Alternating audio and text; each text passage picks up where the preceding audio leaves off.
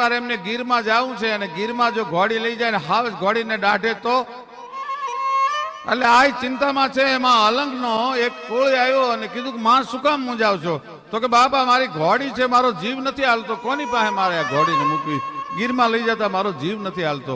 માડી એ ઘોડીને હું જીવના જેમ જતન કરીને રાખીશ, તમે પાછા આવશો એટલે પાછી આપી દઈશ. ભલે બાપ. અલંગનો કોળી ઘોડીને લઈ ગયો. દરિયાના કાંઠે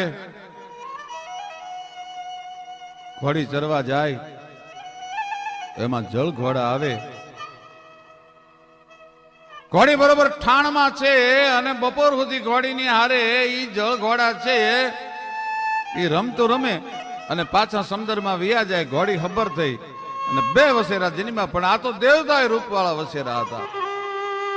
દરિયામાં પડે તો આજનું જેને 2 નોટિકલ માઇલ